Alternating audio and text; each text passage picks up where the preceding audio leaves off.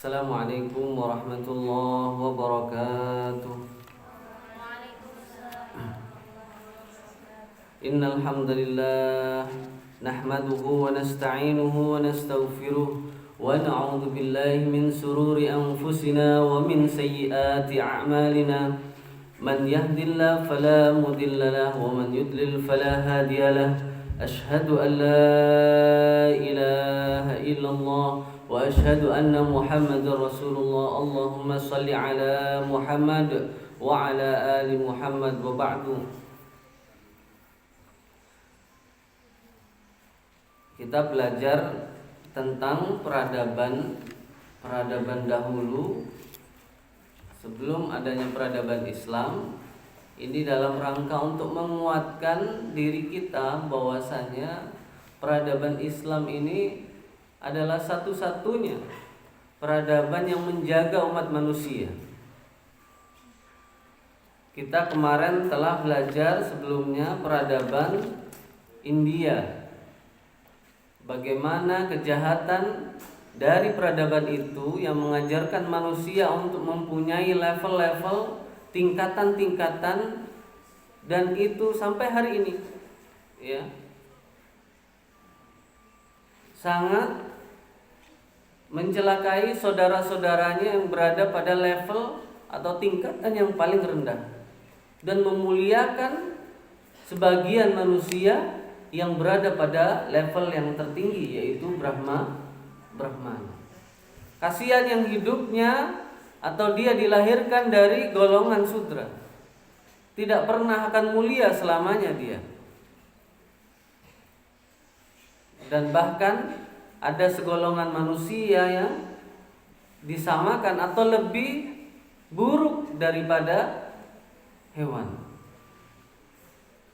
Padahal Allah Subhanahu wa taala berfirman dalam Al-Qur'an, khalaqal insana gimana? Fi ahsani taqwim, sebaik-baik ciptaan. Hari ini sekarang kita akan belajar tentang peradaban Persia. Salah satu ciri khas dari peradaban Persia yaitu ada namanya kemarin agama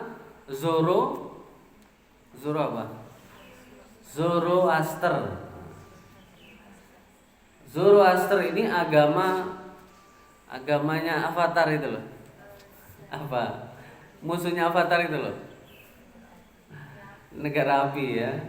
Ini adalah agama yang menyembah api. Karena dianggap api itu suci. Padahal api tidak mengutus para nabi.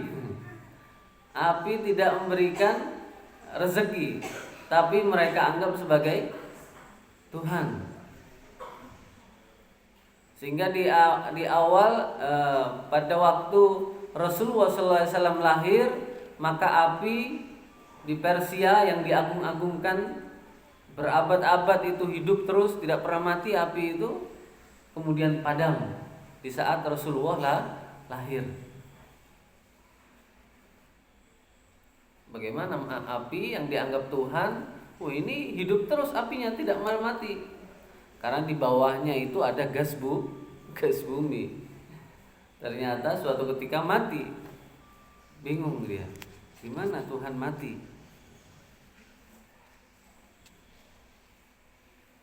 Baik, saya tidak akan meluaskan. Saya mau menginjak ke yang kedua. Setelah ada agama Zoroaster, kemudian ada mujaddid begitu di peradaban Persia bernama Mani al-Majhafa. Mani al-Majhafa ini pengajaran Mani al-Majhafa ini yaitu mengumumkan bahwasanya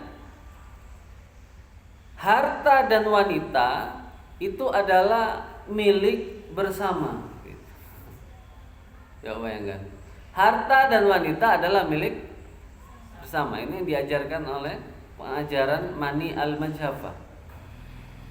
Dan itu sama dengan air, api, dan rerumputan. Jadi kondisi hari itu wanita disamakan dengan air, api, dan rerumputan. Perserikatan bersama atau masing-masing boleh memiliki karena milik bersama. Maka saat itu yang beruntung siapa? Yang beruntung adalah para pemuda. Wah, dengan mudahnya untuk menculik wanita karena dianggap milik bersama. Yang beruntung saat itu siapa lagi? Orang-orang kaya serta orang-orang yang mempunyai kelapangan hidup.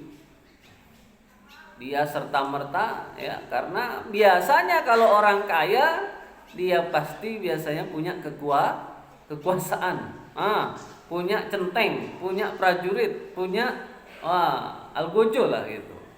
Dia berani untuk merampas harta ataupun wanita milik siapa saja. Sehingga tertanamlah dalam hati mereka apa itu? Pemuasan hawa nafsu. Wanita, manusia di dunia itu harta, tahta, wanita. Kalau sudah dia dapat harta, maka yang selanjutnya dia akan pingin jadi presiden. Mau jadi apa lagi? Anggota dewan. Mau lagi jadi apa? Pokoknya gubernur. Maka nggak mungkin dari golongan orang-orang miskin. Orang miskin tanya, kamu modalmu berapa? Pasti gitu. Mau jadi apa? Bupati. Modalmu berapa? Kalau nggak punya modal, cek. Kalau nggak punya modal, nggak mungkin mau jadi yang mendapatkan tahta tadi. Itu sudah biasa itu. Karena modelnya demokrasi. Akhirnya adalah siapa yang mendapatkan suara terbanyak. Kalau mendapatkan suara terbanyak, mati lagi.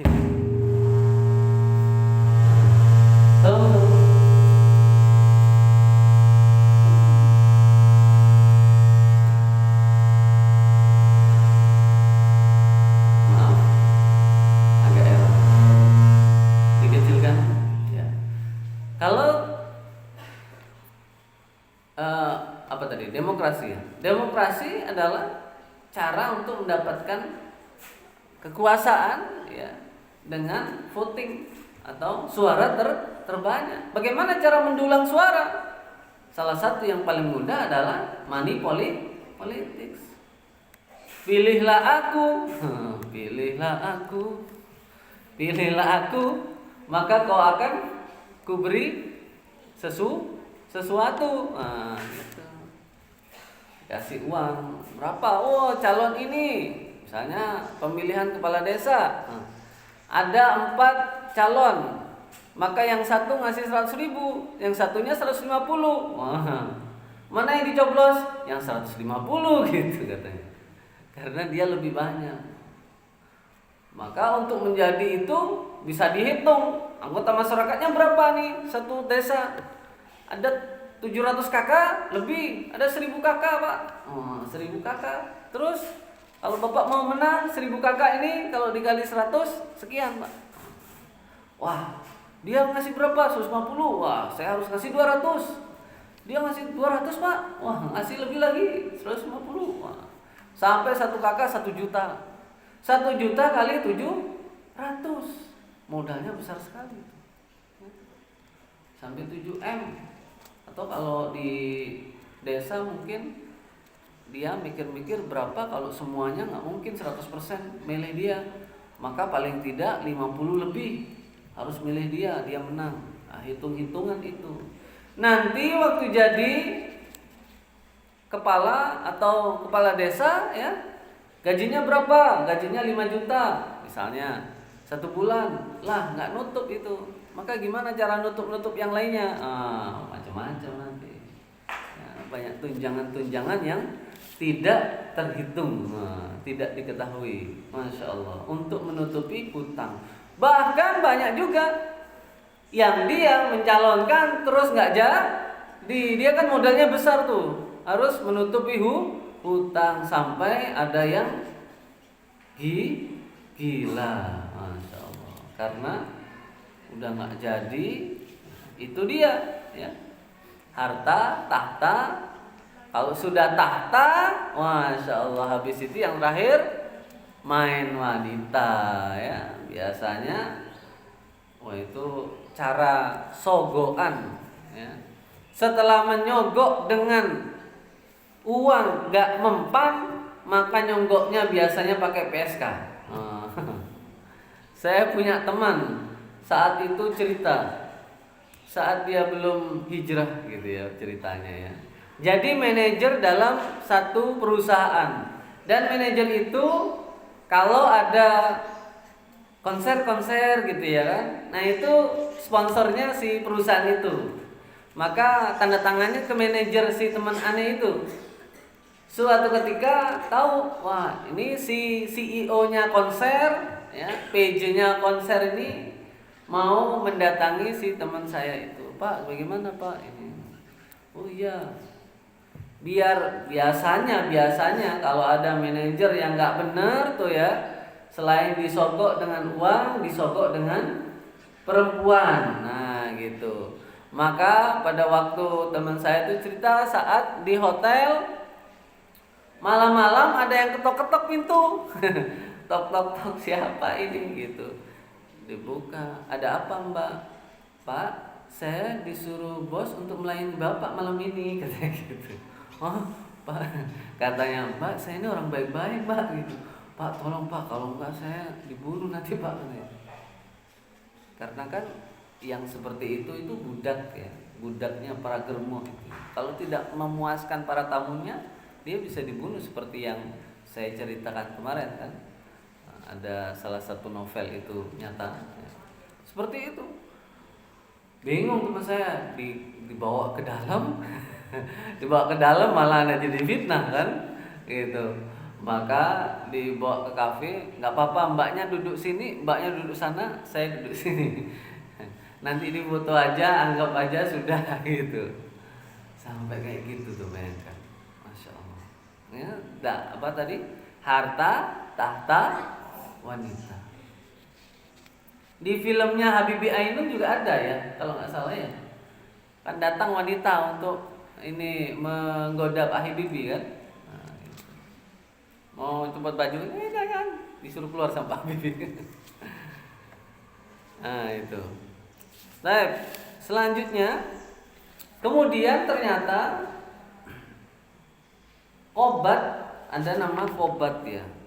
Qobat menjadikan gagasan ini sebagai sesuatu yang harus dibantu dan diberi ruang. Namanya adalah Qobat bin Fairuz. Adalah salah seorang raja Sasaniyah yang besar, berkuasa selama 43 tahun. Dia ini, Qobat nih, raja saat itu ya, malah memberikan ruang. Akhirnya hancurlah saat itu bangsa Iran ke dalam pengaruh luar biasa, hancur dalam hal akhlak dan pemuja hawa nafsu. Ini adalah salah satu dari kejahatan, ya, pemikiran peradaban Persia, ya, dari ajaran Mani al-Majhafah. Yang kedua, yang lainnya adalah ternyata raja Persia itu seperti Fir'aun. Bagaimana seperti Fir'aun? Menjadikan dirinya sebagai Tuhan. Ada pernah cerita kan, saat utusan dari Persia itu datang kepada Nabi, ya, ingat gak cerita itu? Ceritanya begini. Suatu ketika, karena dakwah Islamnya ini luar biasa dan mereka ketakutan tuh selama-lama, maka cabang dari Persia di Yaman, salah satu cabangnya itu ada di Yaman, mengutus utusannya kepada Rasulullah. Untuk apa? Untuk berkata atau untuk melarang Rasulullah dan para sahabat tidak lagi menyebarkan agamanya. Oh gitu. karena mereka punya Tuhan sendiri. Maka di saat mereka menghadap Rasulullah, ya, menghadap terus menyampaikan bahwasanya raja kami telah melarang Anda untuk menyebarkan agama Anda, begitu. Maka Rasulullah dengarkan saja, tapi Rasulullah tidak mengubris, tidak takutlah, gitu. Karena saat itu memang dua peradaban besar, yang satu di Romawi, yang satu di Persia, begitu. Kerajaan besar, yang dua kerajaan besar ini selalu bertengkar, berperang satu sama lain. Kadang Persia menang, kadang Romawi menang, gantian begitu. Nah, saat itu salah satu utusannya itu melarang Rasulullah dan para sahabat untuk menyebarkan agama. Setelah menyampaikan itu, kemudian Rasulullah tidak menjawab ya atau tidak, begitu. Tapi yang dijawab oleh Rasulullah gini, saya lihat kamu ini, kumis kamu ini kok panjang sekali. Siapa yang menyuruh kamu memanjangkan kumis seperti ini? Jelek sekali, kata. Ini kami disuruh oleh raja kami, dan raja kami adalah Tuhan kami. Gitu. Jadi rajanya itu dianggap sebagai Tuhan. Dalam sebuah kisah, saya pernah sampaikan tuh ya, jika orang memakai mahkota, ya, yang itu menjadi hak seorang raja, gitu, biasanya mahkotanya yang ke kepala. Maka Persia ini beda. Mahkotanya dibuat besar sekali, ditarik dengan rantai, sehingga rajanya naik tahta, bukan mahkotanya ditaruh di kepala, tapi kepalanya masuk mahkota. Itu gini. Saking besarnya itu mahkota, sampai ditarik sama rantai, sehingga gemerlapan gitu. Dan setiap orang yang menghadap tidak boleh untuk mengangkat kepala. Datang dengan bersujud ya. Seperti itu. Bayangkan tuh peradaban Persia seperti itu. Jadi menentang semua yang berani kepada raja tersebut. Sehingga kekuasaan tertinggi, ya, wong Tuhannya saja rajanya, maka semua penduduk itu menyembah rajanya.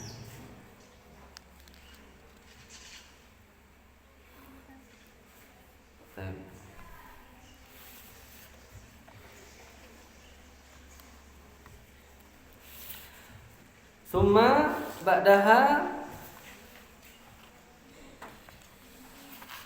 hadaratul furs, sumal an ila hadaratul rum, ya, hadaratul rum. Nah, hadaratul rum.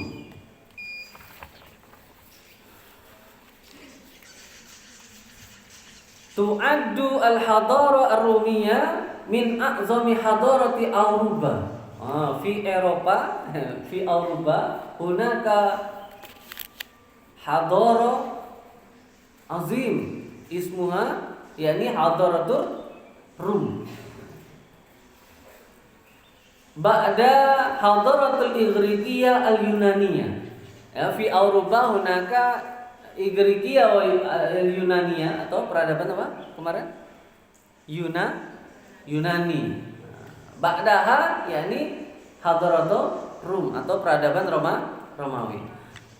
Qad arafat hadhihi hadara nuzuman idariyatan wa madaniyatan jadidatan 'ala al-bashariyah. Peradaban Romawi ini terkenal dengan idariyah, manajemen perkotaan. Kotanya itu di Madaniyah, modern, ya, yang baru gitu. Peradabannya majulah dianggap waktu hari itu, ya. Famin dzalika al-qanun alladhi wada'athu. Dan ini adalah satu-satunya peradaban yang telah menetapkan sebuah undang-undang. Punya undang-undang. Walladhi yakshifu lana an mada ma tawassala ilaihi mufakkiruhum wa falasifatuhum min ilmin wa khabratin. Pemikir-pemikir mereka, ya, filosof-filosof mereka itu telah membuat sebuah ilmu, ya, menelurkan sebuah ilmu yang luar biasa, ya, kemajuan-kemajuan yang luar biasa. Wa najidu fi qanunil ahwal as-syakhsiyah ladaihim tasawwurihim li tabi'ati alaqatil fardi bil mujtama wa ma lahu min huquqi wa ma 'alaihi min wajiban. Sampai-sampai undang-undang tentang hak dan kewajiban hubungan antara manusia dengan masyarakatnya itu sudah diatur di peradaban Romawi. Wah, itu kan kalau melihat kehebatan dari aturan-aturan tersebut, berarti penganut-penganutnya itu sudah keren, sudah ada aturan.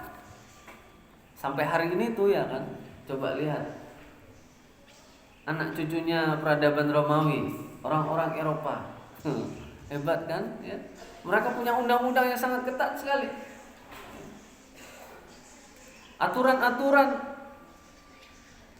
sampai suatu negara itu benar-benar teratur begitu, karena semua rakyatnya juga mengikuti keteraturan tersebut atau undang-undang tersebut. Sama kayak Indonesia, ya kan? Aturan kita banyak, ya kan? Tapi masalahnya ya, banyak yang tidak mengikuti aturan. Dr. Ahmad Shalabi meringkas tentang peradaban Romawi. Romawi ini ternyata menguasai Eropa kira-kira selama 2 kurun pada permulaan awal sebelum kelahiran Nabi Isa. Sangat lama sekali, ya. Kemudian menguasai Syria pada tahun 65 sebelum Masehi dan menguasai Mesir pada tahun 30 sebelum Masehi. Berarti kalau terjadi pergantian presiden atau pergantian raja Romawi, itu sudah puluhan raja, mungkin ratusan raja sudah berganti. Itu hebat loh. Kalau ada kerajaan yang kemudian berturun-turun berganti-ganti itu tidak pernah hilang itu kerajaannya, itu berarti eksis berarti kerajaannya. Karena seperti hari ini, mana peradaban Romawi, kerajaan Romawi nggak ada, mana kerajaan Persia nggak ada, karena habis, selesai dia di masanya. Mereka berada di hukum kekuasaan Romawi, Eropa tadi, ya. Karena itu maka Romawi menjadi peradaban paling strategis di Eropa, di mana negara timur tunduk pada Romawi.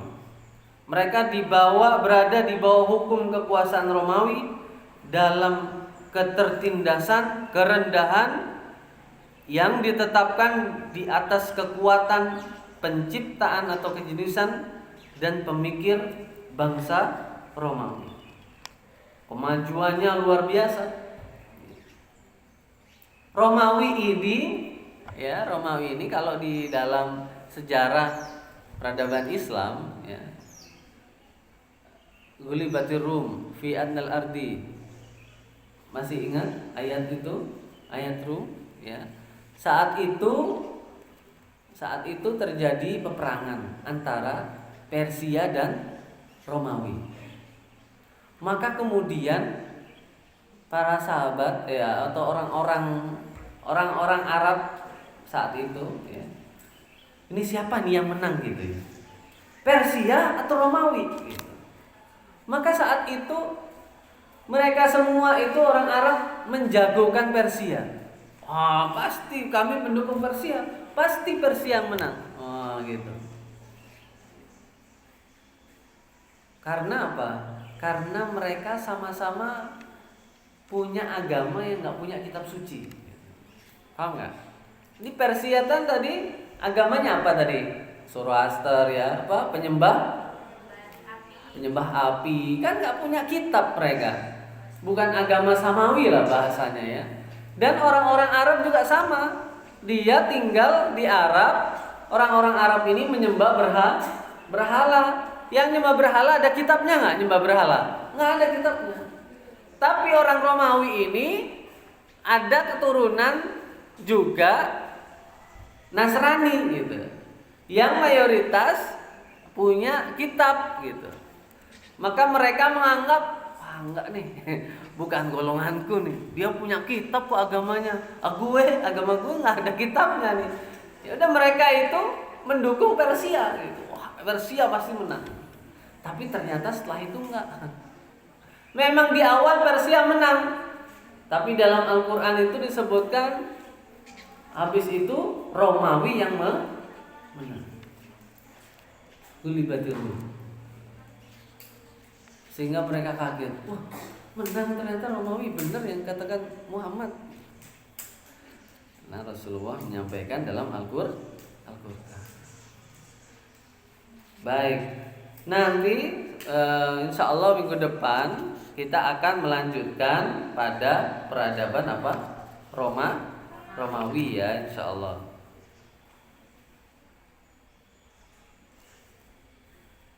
Paham ya? Ini barusan peradaban Persia. Insya Allah minggu depan peradaban Romawi. Terus setelah peradaban Romawi, yang terakhir adalah bangsa Arab sebelum Islam. Baik, demikian yang bisa kami sampaikan terkait peradaban Persia dan sedikit pengantar peradaban Romawi. Semoga bisa diambil manfaatnya. Mari kita berdoa bersama. Allahumma shalli ala sayyidina Muhammad. Alhamdulillahi rabbil alamin. Hamdan na'imin, hamdan syakirin, hamdan yu'afi ni'am wa yukafi mazidah. Ya Rabbana lakal hamdu kama yanbaghi li jalali wajhikal karim wa 'azimi sultanik. Allahumma inna nas'aluka salamatan fid din wa 'afiyatan fil jasad wa ziyadatan fil ilmi wa barakatan fil rizqi wa taubatan qabla al-maut wa rahmatan indal maut wa maghfiratan ba'da al-maut. Allahumma hawwin 'alaina fi syakaratil maut wan najata minan nar wal afwa 'indal hisab. Allahumma la tuzigh qulubana ba'da idh hadaytana wa hab lana min ladunka rahmah innaka antal wahhab. Allahumma inna nas'aluka 'ilman nafi'a wa rizqan wasi'a wa shifaa'an min kulli da'in wa saqam. Rabbana atina fid dunya hasanah wa fil akhirati hasanah wa qina adzaban nar. Bi fadlika subhana rabbika rabbil izzati amma yasifun wa salamun alal mursalin walhamdulillahi rabbil alamin. Alhamdulillah.